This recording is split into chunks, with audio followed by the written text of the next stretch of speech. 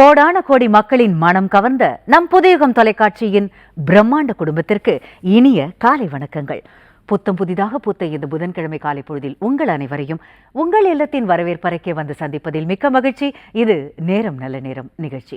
இன்றைய நிகழ்ச்சியில் சயின்டிபிக் ஜோதிடம் குறித்த பல சுவாரஸ்யமான தகவல்களையும் இதுவரை யாரும் அறிந்திராத பல ரகசிய உண்மைகளையும் நம்முடன் பகிர்ந்து கொள்வதற்காகவும் உங்களுடைய கேள்விகளுக்கும் சந்தேகங்களுக்கும் விளக்கம் அளிப்பதற்காகவுமே நம்முடைய அரங்கிற்கு வருகை தந்திருக்கிறார் தமிழ்நாடு இந்து சமய அறநிலையத்துறையின் கரூர் மாவட்ட அறங்காவலர்கள் நியமன குழு தலைவரும் ஜோதிட ஜாம்பவானும் சயின்டிபிக் ஆஸ்ட்ராலஜருமான டாக்டர் பரணி பால்ராஜ் அவர்கள். வாங்க அவரை வரவேற்கலாம். வணக்கம் ஐயா, நல்லா இருக்கீங்களா? வணக்கம்மா, நல்லா இருக்கம்மா. உலகமெங்கும் வாழும் புதுயுகம் தொலைக்காட்சி நேயர்களுக்கு என் உள்ளம் கனிந்த பணிவான காலை வணக்கத்தை உரிதாக்கி மகிழ்கின்றேன். வணக்கம், நல்லா இருக்கீங்களா? சார், நன்றி சார். நன்றி சார். உங்களை ஜோதிட ஜாம்பவான் அப்படிங்கிறது சும்மா சொல்லலை சார். அதாவது என்னன்னா, உங்களுடைய அந்த ஜாதக குறிப்புகளை பற்றி விளக்குறதா இருக்கட்டும், உங்களுடைய 45 காலம் இது என்ன சொல்றது, இது பிரம்மாண்டம்னே சொல்லலாம். இது ஒரு வகையில் அந்த விதத்தில் உங்களுடைய ஜோதிட விளக்கங்களும் சரி, ஜோதிட பார்வையும் சரி, எந்த விதத்தில் அணுகணும் யார் அப்படிங்கிறதுல நீங்கள் உங்களுக்கு நிகர் நீங்கள் தான் ஐயா. இது கண்டிப்பாக சொல்லியே ஆகணும். உங்ககிட்ட ஒரு முக்கியமான கேள்வி கேட்கலான்னு இருக்கேன். நம்ம யோகங்கள் பற்றி பல முறை வித்தியாசமாக பார்த்துருக்கோம் ஐயா. ஆனால் நம்ம மொத்தமாக ஒரு லக்னத்துக்கும் எந்தெந்த யோகங்கள் நல்லது செய்யும் கெட்டது செய்யும் அப்படின்னு தெரிஞ்சுக்கலான்னு ஆசைப்படுறோம் ஐயா. அதாவது ஜோதிடத்தில் யோகம் அப்படிங்கிறது இணைவு அப்படிங்கிறத தான் குறிக்குது. எல்லாரும் நாங்கள்லாம் என்ன நினச்சிக்கிறோம்னா, யோகம்னா பெரிய பாசிட்டிவ் அதிர்ஷ்டம் அப்படின்னு நினச்சிக்கிறோம். அதுலேயும் இருக்குது அப்படிங்கிறது தெரிய வந்தது நீங்கள் பேசுகிறத வச்சு. அது குறித்து ஒவ்வொரு லக்னத்துக்கும் சொல்லணும் ஐயா. அதாவது நீங்கள் சொன்ன விளக்கங்கள் கரெக்டுமா. யோகம்னாலே அதிர்ஷ்டம்னு எல்லாம் நினச்சிக்கிறாங்க, அது தவறு. கிரகத்தினுடைய இணைவால் வரக்கூடியது தான் அது யோகம். அருமையான ஒரு விளக்கம்மா. ஃபஸ்ட்டு யோகம் அப்படின்னா ஒரு மேஷ லக்னம், தலையான லக்னம், காலபுருஷ தத்துவப்படி முதல் லக்னம், முதல் ராசி மேஷம். அப்போ நான் ராசியை சொல்லலை, லக்னத்தை சொல்கிறேன். இந்த மேஷ லக்னத்தில் பிறந்தவர்களுக்கு நல்ல இந்த பூ உலகத்தில் பிறந்து நல்ல பொருளாதார மேன்மை, நல்ல குடும்பம், நல்ல வாழ்க்கை தரம், நல்ல உயரணும். ஃபஸ்ட்டு இந்த லக்னத்துக்கு சுக்கிரன் நல்லா இருக்கணும். நல்லா இருக்கணும்னா எல்லாரும் என்ன நினச்சிக்கிறாங்கன்னா, ஆட்சி பெறணும் அப்படின்னு நினைக்கிறேன். தவறு அது. அந்த மேச லக்னத்துக்கு 7 சுக்கிரன் ஆட்சி பெற்றாலே, களத்திரக்காரகன் களத்திர ஸ்தானாதிபதி தன் வீட்டில் துலாமனையில் ஆட்சி பெற்றாலே தார தோஷத்தை 2 தார தோஷத்தை கொடுத்துடுவார். அதனால் அந்த சுக்கிரன் 7ஆம் பாவத்தில் களத்திர காரகன் ஸ்தானாதிபதியாக வருகிறான். காரகன் காரகத்தில் இருந்தால் வாரகோ பாவ நாஸ்தி, அந்த இடம் நாசம் செய்யும்ன்றான். அப்போது அந்த சுக்கிரன் அங்கே அமராமல் 3ஆம் இடம் மேச லக்னத்திற்கு 3ஆம் பாவத்தில் அந்த சுக்கிரன் அமர்ந்திருக்கிறார் என்று வைத்து கொள்ளுங்கள். அந்த மாதிரி ஜாதகத்துக்கு கூட சனி ஃபிட்டாய் அருகாமையிலே தொடர்பு கொண்டு மிதுனமனையில் சுக்கிரனும் சனியும் புதனும் அதே ஸ்தானத்தில் சங்கமித்திருந்தால், குரு பார்வையோ அல்லது செவ்வாயுடைய பார்வையோ சேர்க்கையோ இல்லாமல் இருந்தால், அப்பளுக்கு இல்லாத தூய சங்கமம்னு சொல்லுவோம். ஒரு குங்கும பூ எப்படி பாலில் கலந்த மாதிரி, தேன் சுவையோடு பாலில் கலந்த மாதிரி அவ்வளோ பெரிய பியூட்டியான நல்ல வாழ்க்கை அமைஞ்சிடும். இந்த பூ உலகத்தில் பிறந்ததுக்குண்டான பேங்க் பேலன்ஸ், அதாவது டெபாசிட்டாக கிடச்சிரும். நல்ல கணவன், ஒரு ஆண் ஜாதகமாக இருந்தால் நல்ல மனைவி அமைஞ்சிருவாங்க. ஒரு பெண் ஜாதகமாக நல்ல கணவன் அமைஞ்சிருவாங்க. அது ஒரு மிகப்பெரிய சிறப்பு.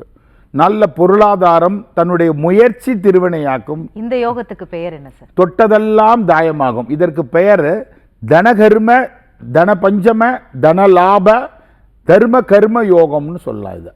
இது எப்படி வேணாலும் சொல்லலாம். இந்த ஜாதகத்துக்கு தனஸ்தானத்திற்கு தன கர்மாதிபதி யாருன்னு கேட்டால் சனி வருவார். தனபாவத்திற்கு கர்மாதிபதி, லக்ன பாவத்திற்கும் அந்த சனி கர்மாதிபதியோ வருவார். அப்போது தனபாவத்திற்கு 9, 10 என்று சொல்லக்கூடிய தர்ம கர்மாதிபதியும் சனி வருவார். லக்னத்திற்கு கர்ம லாபாதிபதியோ வருவார். அப்போ 3ஆம் இடத்து அதிபதியோட தனஸ்தானத்திற்கு தன பஞ்சமாதிபதி என்று சொல்லக்கூடிய புதனா வருவார். லக்னத்திற்கு திருதிய சத்ரு ரோகருணாதிபதியோ வருவார். மேசத்துக்கு புதன். கெட்டவன் கெட்டிடில் கிட்டிடும் ராஜயோகம்னா, ராஜயோகத்தை கொடுக்க வேண்டாம், கெடுக்காமல் இருந்து நல்ல வாழ்க்கை வாழ்ந்து நல்ல கணவன் மனைவியினுடைய ஸ்தானத்தை அமைச்சு நல்ல சௌபாக்கியமான குழந்தைகளை அமைச்சு இந்த பூ உலகத்தில் நல்ல அழகான வேலை, நல்ல உத்தியோகம், சொந்த தொழில், தொட்டதெல்லாம் தாயம், பொருளாதார ஐஸ்வர்யம், முயற்சிக்கும் காரியங்கள் எல்லாம் ஜெயமடையக்கூடிய பாக்கியத்தை இந்த 3 கோள்கள் நன்கு அமைந்திருந்தாலே, அந்த ஆப்போசிட் டீம் சொல்லுவோம் இல்லைங்களா, குரு, இந்த செவ்வாய், இந்த சூரியன், இந்த சந்திரன்லாம் மீண்டும் அது நல்லாவே அமைஞ்சிடும். அதான் ஒரு ஜாதகத்தில் அடிக்கடி நிகழ்ச்சி தொகுப்பில் சொல்வதைப் போல 3 கோள்கள் நன்றாக சாதகமாக அமைந்து விட்டால், யார் ஒருவர் ஜாதகமாக இருந்தாலும் மீதம் இருக்கக்கூடிய 4 கோள்கள் நல்லா உட்காந்துரும், ராகு கேதுகளை தவிர்த்து. இது உட்காந்துட்டாவே அந்த அமர்ந்து விட்டாலே அந்த ராகு கேதுவும் நல்ல இடத்துல தான் போய் உட்காந்துக்குமா. இது பெரிய ப்ளஸ். அதே மேசலகணத்திற்கு நல்ல குழந்தை பாக்கியம் கிடைக்கணும்னா சூரியனோட அந்த செவ்வாய் மிங்கல் ஆகணும். சூரியனோட குரு டச்சாக இருந்தாலே பார்வோற்றும் பிள்ளை ஊர் போற்றும் பிள்ளை உத்தமமான குழந்தை கிடைச்சிருமா இந்த மேசலகணத்தில் பிறந்தவருக்கு. அதே குரு சுக்கரனோட கூடியிருந்தால் பூர்வ புண்ணியத்தை அழிக்கக்கூடிய குழந்தை பிறந்துருது. சர்வநாசம் பண்ணக்கூடிய இதயத்தையே அப்படியே பிடுங்கி போடுற மாதிரி வழியை கொடுக்கக்கூடிய குழந்தைகள் யாருக்கு கிடைக்குதுன்னா அந்த மேசலகணத்தில் பிறந்தவர்களுக்கு குருவும் சுக்கரனும் இணைவு, சூரியனும் சனியும் இணைவு, இதெல்லாம் இருந்துட்டாலே அவர்களுக்கு ஆப்போசிட்டான ஒரு குழந்தைகள் பிறகு. ஐயா, நீங்க பல தடவை பேசும்போது சொல்லியிருக்கீங்க அந்த குரு சுக்கிரன் இணைவு வந்து நிறைய விஷயத்துல வந்து இது டேஞ்சர் ஜோன் மாதிரி. அது அடிக்கடி சொல்லுவேன். இது ஏன்னா ஒரு காலப்புருஷ அட்டவணைக்கு மேசன் தான் நம்ம பொதுவாக சொல்கிறோம், லக்னத்தையும் தவிர்த்துட்டு ராசியும் தவிர்த்துட்டு. ஆனால் அந்த துலா மனைக்கு அந்த குரு வந்து பார்த்திங்கன்னா சுக்கிரன் வீட்டிற்கு 6 குடையன்னா அந்த குரு வருவார். அதே மாதிரி மீன வீட்டிற்கு குரு வீட்டிற்கு சுக்கிரன் வந்து 3 8 குடையன்னா வந்துடுவார். தனுசு வீட்டுக்கு பார்த்தீங்கன்னா 6 குடையனா வந்துடுவார் இந்த சுக்கிரன். அந்த சுக்கிரன் வீட்டுக்கு அந்த ரிஷப வீட்டுக்கு 8 குடையனா வருவாருமா. அப்போது எல்லாமே 6 8ங்கிறது குற்றவியல் ஸ்தானமாக வர்றதுனால தான் காலபுருஷனுக்கு இந்த 2 கிரகங்கள் கூடுறது மிகப்பெரிய டேஞ்சர். அப்போ பாருங்கள், இந்த மேசலகணத்தில் பிறந்தவருக்கு முடிக்கலாமா, மேசலகணத்தில் பிறந்தவர்களுக்கு 5ஆம் இடம்ன்றது ஒரு புத்திர ஸ்தானம். அதே பெண்ணாக இருந்தால் 5ஆம் இடம் வந்து யூட்ரஸ் கர்ப்பப்பை ஸ்தானம், பூர்வ புண்ணிய ஸ்தானம். 5ஆம் இடத்தை கை வைக்கும்போது சிம்மமனையாக வரும். இந்த சிம்மத்திற்கு ஸ்திர ராசியாக வரும். சிம்மம் வந்து ஸ்திரமான்னு பார்த்தா ஸ்திரத்திற்கு 3 8 மாரகம்ன்றது. அந்த சிம்ம வீட்டிற்கு 3ஆம் வீடு வந்து பார்த்திங்கன்னா துலாம் வீடு, சிம்ம வீட்டிற்கு 8ஆம் வீடு மீனமனை. அந்த 2 கிரகங்களும் அதனால தான் கூடும் பொழுது புத்திர தோஷத்தை உருவாக்கும், பூர்வ புண்ணிய தோஷத்தை உருவாக்கும், இருதயத்துக்கு பலகீனத்தை கொடுக்கும், துன்பத்தை கொடுக்கறதுக்கு காரணம் தான். இன்பம் அடையணும்னா இந்த 3 வகையான. இன்றைக்கு வந்து மேஷ லக்னத்தில் அந்த யோகங்களை பற்றி முழுசாக பேசலாம்னு நினைக்கிறேன் சார். அதனால நீங்கள் கொஞ்சம் அதை இன்னும் கொஞ்சம் விளக்கமாக. அதாவது நான் நினைக்கிறேன்னா ஒவ்வொரு வாரமும் 12 லக்னத்துக்கு 12 வாரங்கள் கண்டிப்பாக பேசலான்னு, அப்போ உங்களுக்கு ஒரு நிறைவு கிடைக்கின்றதுக்கு நீங்கள் சொல்கிறீங்க. அதே போன்று மேச லக்னம் அப்படின்னாவே நாளில் சந்திரன் ஆட்சி பெற்று தனித்த கேந்திரத்தில் இருந்தாலோ, மேச லக்னத்திற்கு 7இல் சுக்கிரன் தனித்து இருந்தாலோ, அல்லது மேச லக்னத்திற்கு 10இல் சுக்கிரன் இருந்தாலோ அவங்களுக்குமா 2 வாழ்க்கையை கொண்டாந்து விட்டுருமா. மேச லக்னத்திற்கு 7இல் சுக்கிரனோ, மேச லக்னத்திற்கு 10இல் சுக்கிரனோ அமர்ந்திருந்தாலே தாரதோஷத்தை விளைவிக்கும். அதே மாதிரி சந்திரன் 4 7 10இல் இருந்தாலே என்றாவது ஒரு நாள் வாழ்க்கையில் ஏதோ ஒரு இடியை கொண்டு வந்து விட்டுரும். அதனால தான் மேக்சிமம் இந்த கேந்திர கிரகங்கள் சுபர்களாக வரும் பொழுது கேந்திர ஆதிபத்தியம் தோஷம் வர்றதுனால அந்த மேசலகணக்காரர்களுக்கு சுக்கிரன் 8இல் மறைந்தால் ஒரு சிறப்பு உண்டு. 8இல் மறைந்த அந்த சுக்கிரனை அந்த நிறைந்த அந்த குரு பார்வை செய்தோ சேர்க்கை செய்தோ அமரப்பெறும் பொழுது அவர்களுக்கு தேவையில்லாத பிரச்சனைகளை கொடுத்துரும். இந்த மேசலகணக்காரர்களுக்கு 6ஆம் இடம் என்பது சத்ரு ரோக ருணாதிபதியாக புதன் வருவார்.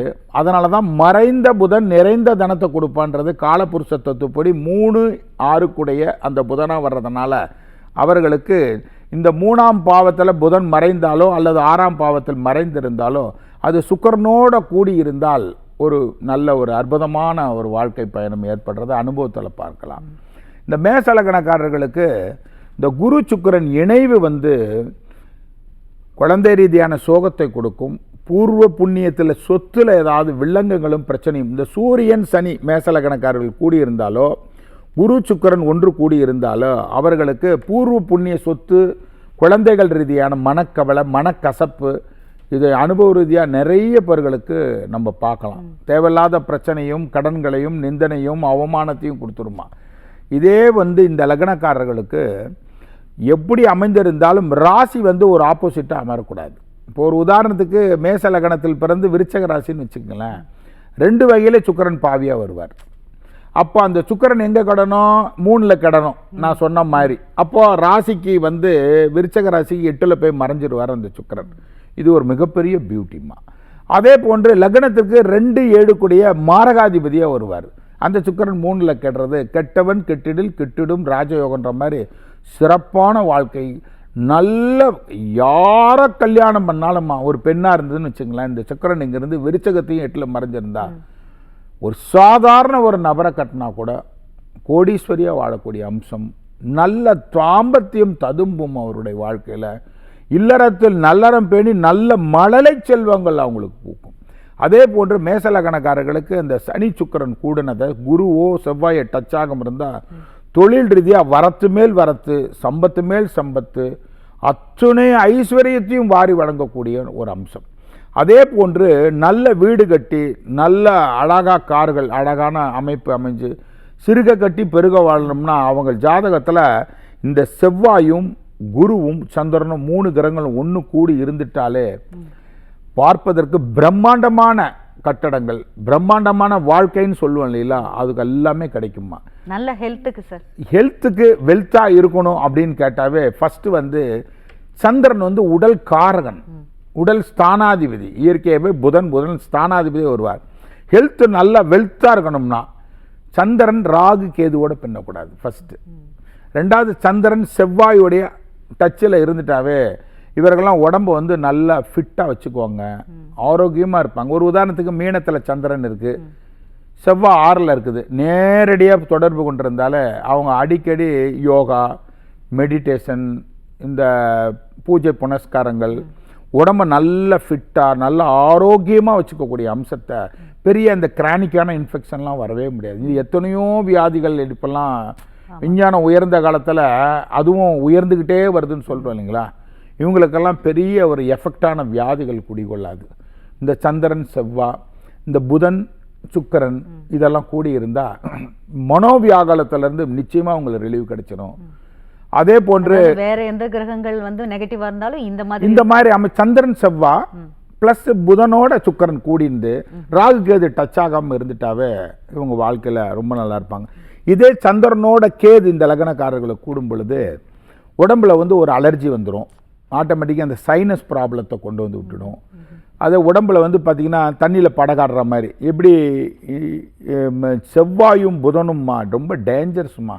இந்த லக்னக்காரர்களுக்கு இந்த செவ்வாவும் புதனும் ஒன்று கூடிட்டா லக்னத்திற்கே அஷ்டமாதிபதியாக அந்த செவ்வாய் வருவார், புதன் லக்னத்துக்கு 6 கூடையினும் வருவார். இவர்கள் புதனும் செவ்வாயும் ஒன்று கூடி இருந்தாலே இவங்க டேஞ்சர் ஜோன்னு சொல்லலாமா. மன ரீதியான உலகத்திலேயே கொடுமையான வியாதின்றது மனோவியாதியை தான் நான் அடிக்கடி சொல்லுவோம்மா. உயிரோட சமாதி வச்சிரும்மா இந்த கிரகங்கள். அந்த செவ்வாய் புதன் இந்த லக்னக்காரர்களுக்கு அமைஞ்சிட்டாலே முயற்சி தோல்வியில் போய் ஒடிஞ்சிரும். எதிர்பார்த்தது எல்லாமே கை கட்டினது வாய்க்கு எட்டாது. எல்லா வகையிலும் உடல் சோகத்தை கொடுக்கும், உடல் பிணியை கொடுத்துரும். மெழுகுவத்தி மாதிரி வாழ்க்கை அப்படியே உருகி உருகி உருகி வியாதியிலேயே உருகி போயிடும். 2வது குரு சுக்கிரன் ஒன்று கூடனா நல்ல பணம் ஃப்ளோ வர்ற மாதிரி இருக்குமா அந்த மேசலக்கணக்காரர்களுக்கு. திடீர்னு பார்த்தா பண ரீதியான ஒரு இடி விழுவும். குடும்பத்தில் கணவன் மனைவி எஃபெக்டை வந்து கொண்டு வந்து விட்டுடும். நான் பெரிய பெரிய பிரபலங்களுடைய ஜாதகத்தில் கூட நான் பார்த்துருக்கேன். மேசலக்கணத்தில் குரு சுக்கிரன் 9லேயே இருக்கும், நான் பார்த்துருக்கேன். அவங்க நல்ல வாழ்க்கையில் போகும், திடீர்னு ஏதாவது ஒரு டவுன்ஃபாலை கொடுத்துருதுமா. ஆனால் நான் நல்லா இருக்கேனே, இன்னும் பரணி பால்ராஜ் இப்படி சொல்கிறார் டிவியில் சேனலில் உட்காந்துட்டு அப்படிமா, கிடையவே கிடையாது. என்றாவது ஒரு நாள் அவங்களுக்கு ஏதோ ஒரு சிக்கலை கொண்டாந்து விட்டுடும். இந்த மேசலக்கணக்காரர்களுக்கு 6 குடைவன் 7ல் அமர்ந்தால் கட்டின மனைவியே எதிரியாக வந்து நின்றுக்குவா. இதே போன்று கட்டின மனைவி எதிரியாக வரலப்பா, அப்போ வியாதி குடிகொள்ளும் மனைவிக்கு. கணவன் மனைவியில் எஃபெக்ட் கொடுத்துரும். 7ல் சூரியன் இருந்து 7 குடையவன் இந்த சுக்கிரன் வந்து 7லே அமர்ந்திருந்தாலோ, சுக்கிரன் மேக்சிமம் இந்த லக்னக்காரர்களுக்கு 4, 7, 10ல் இருக்கவே கூடாதும்மா, பெரிய ஒரு வீழ்ச்சியை தழும்பும். அதே போன்று இந்த லக்னத்துக்குமா எனக்கு பிடிச்சதே இந்த லக்னக்காரர்களுக்கு சனியும் சுக்கிரனும் ஒன்று கூடி குருவும் செவ்வாயும் ஒன்று கூடிட்டாவே அவங்க எல்லாம் குப்பைகள் கிடக்கின்ற ஒரு மாணிக்க மாதிரிம்மா. இது 2 பேட்டர்ன் நல்லா இருந்துட்டாவே போதுமா. செவ்வாய் குரு ஒரு இடத்துல கூடிடுச்சு, புதனும் அதை மன்னிக்கும் சுக்கிரனும் சனியும் ஒன்று கூடி இருக்குமா. இவர்கள்லாம் வாழ்க்கையில் ஒரு 70% பாஸ் மார்க்குமா. 70ங்கிறது மேஜர் பாஸ் தான். அது 35% பாஸ் அப்படின்றோம் வாழ்க்கைக்கு. 70% அவங்க எந்த ரூபத்தில் கீழே விழுந்தா மாதிரி இருக்கும், ஆனால் வாழ்க்கையில் அப்படி திடீர் சம்பத்தில் உயர்ந்து வருவாங்கம்மா. மேசலக்கணக்காரர்களுக்கு 4-7-10 சுக்கிரனோ 4-7-10 சந்திரனோ அமர்ந்தது டேஞ்சர் ஜோன். லக்னத்தில் சுக்கிரன் இருக்கிறது கூட நான் கலத்தர தோஷம்னு தான் சொல்லுவேன். அந்த மாதிரி மேசலக்கணக்காரர்களுக்கு பார்த்தாவே தெரியும். கண்டிப்பா ஐயா, நேரில் கிட்ட பேசலாம்.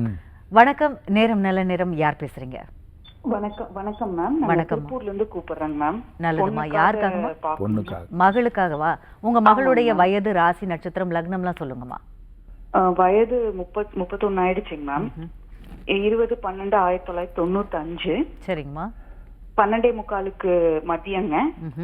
விருச்சிக ராசி, அனுஷ நட்சத்திரம், 2ஆம் பாதம், மீன லக்னம் மேம். ஓகே, என்ன கேள்விமா? மேரேஜ் டிலே ஆயிடுச்சு. கண்டிப்பா நீங்க ஐயா கிட்ட பேசுங்கம்மா. அவங்க மேடம் அவங்க சொன்னாங்க மீன லக்னம், ராசி விருச்சிக ராசி, அனுஷ நட்சத்திரம்னாலே முதல்ல அந்த குழந்தைக்கு அருமையான புத்திர பாக்கியஸ்தானம் உங்களுக்கு உண்டுமா. ஏன்னா மீன லக்னத்தில் பிறந்து 5 கூடிய பஞ்சமாதிபதி பஞ்சமத்திற்கு மறுபஞ்சமத்தில் விருச்சக மனையில், அதாவது லக்ன பாக்கியத்தில் நீசம் பெற்று இருந்தாலும் குழந்தை பாக்கியத்திற்கு உண்டான ஸ்தானம் ரொம்ப அருமையாக இருக்கிறதுனால மேரேஜ் அவங்களுக்கு 31 வயசாகி டிலே ஆகுதுன்னு ஒரு வருத்தம் இந்த தாய்க்கு. பெயர்ச்சிகள் சாதகத்தாரையில் இருந்தாலும் இந்த வருகிற ஐப்பசி மாதத்தில் சூரியன் ராசிக்கு 12 நீசம் பெறும், லக்னத்திற்கு 8ஆம் இடம் திருமாங்கல்யத்தில் நீசம் பெறும்போது திருமாங்கல்ய ஸ்தானத்திற்கு லாபஸ்தானமான ஸ்தானாதிபதியாக வர்றதுனால அருமையான வாய்ப்பு. இந்த வர்ற ஐப்பசிக்கு பிறகு இந்த குழந்தைக்கு திருமணத்திற்கு உண்டான அரியதொரு நற்பலாபலங்களை விதைக்கக்கூடிய மாதமாக அது திகழுமா. அந்த இதிலிருந்து கண்டினியூட்டியாக 10 மாதத்துக்கு அவங்களுக்கு அந்த பலம் இருக்குது. அதனால் திருமணம் கட்டாயம் அரங்கேறப்பெறும். அழைத்திருக்க மிக்க நன்றி அம்மா. அழைத்ததற்கு நன்றிம்மா. வணக்கம், நேரம் நல்ல நேரம். யார் பேசுறீங்க? வணக்கம், இணைப்பில் தான் இருக்கீங்க, நீங்க பேசலாம். ஹலோ, வணக்கம் சார். எங்கேருந்து சார் பேசுறீங்க? நாங்கள் சேலத்துல இருந்து பேசுறோங்கம்மா. நல்லது சார். யாருக்காக கேட்க போறீங்க? எங்க பையன் கூத்தம்மன்ற பேருக்கு. Okay okay sir. உங்க மகனுடைய ராசி, நட்சத்திரம், லக்னம், வயது இதெல்லாம் சொல்லுங்க சார். வயது 27 நடந்துட்டு இருக்குதுங்க ஐயா. அப்புறம் ராசி சொல்லுங்க. ஹலோ சொல்லுங்க. ராசி என்ன ராசி? ராசி கடக ராசிங்க, பூச நட்சத்திரம். லக்னம்? லக்னம் தனுசு லக்னங்க. என்ன கேள்விங்க சார்? படிப்பு படிச்சுட்டாங்க வீட்டுல. இப்ப ஐயா கிட்ட நீங்க பேசலாம் சார். இன்னும் சரி வரல. கண்டிப்பா பேசுங்க. அதாவது தம்பி படிச்சுட்டாரு, தனுசு லக்னத்தில் பிறந்திருக்கிறாங்க, தொழில் அமைப்பு சரி வரல அப்படின்னா இந்த தனுசு லக்னக்காரர்களுக்கு இந்த செவ்வாய் புதன் ஒன்று கூடுனாவே தண்ணியில் படகாடுற மாதிரி தொழில் ரீதியான தடைகளும் இடையூறுகளும் இருக்கும். அதே மாதிரி காரிய தடைக்கு அந்த சனி சந்திரன் ஒன்று கூடியிருந்தால் காரியம் ஜெயமாகாது.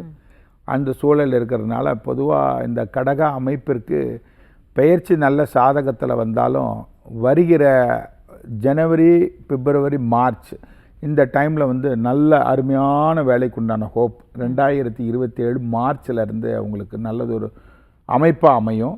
நல்ல உத்தியோகஸ்தானத்தை போய் அமரக்கூடிய பாக்கியம் உண்டு. சூரியனும் பாருங்கள் லக்ன பாவத்தில் ஐப்பசிக்கு மேலே நீசம் பெறுறதுனாலையும் ராசிக்கு 4ல் அவர் நீசம் பெற்று ராசிப்படி 10ஆம் இடம் தொழிற்ஸ்தானத்தை பார்க்கறதுனால கட்டாயம் வருகிற நவம்பர்லேருந்து நல்ல பலன். ஆனால் அறுதிட்டு சொல்லணும்னா மார்ச் மாதத்துக்கு மேலே நல்ல ஒரு வேலையில் போய் அமரக்கூடிய பாக்கியம் உண்டு. அழைத்திருக்க மிக்க நன்றியா. அழைத்ததற்கு நன்றி சார். வணக்கம், நேரம் நல்ல நேரம். யார் பேசுறீங்க? வணக்கம், இணைப்பில் தான் இருக்கீங்க.